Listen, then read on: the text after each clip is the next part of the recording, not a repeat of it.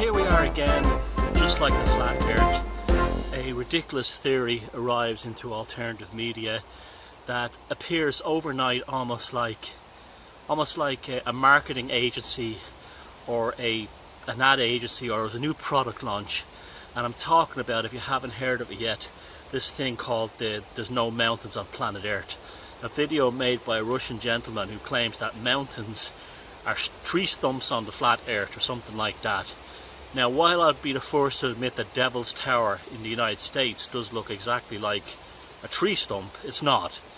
It's petrified basalt. It's the same thing the Giant's Causeway is made from. It's the same thing as the dwarf temples in Iceland are made from. It's basalt, volcanic basalt, hitting the ocean and cooling, and it grows almost like a giant crystal into hexagons. So then people say, well, how can you prove it's not a big tree?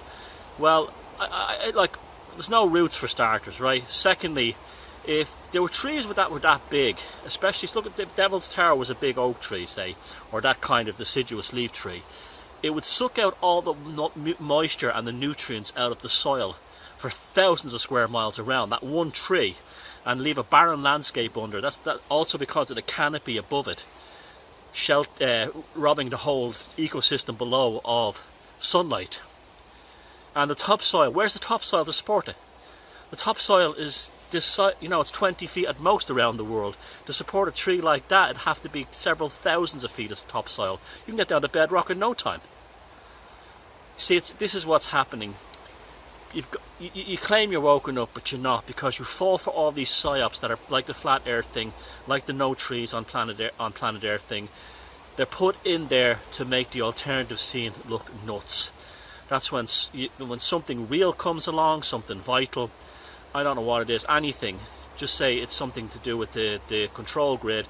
People laugh at anyone who does it because it's a fake, it's a false story that's put out there to keep people happy.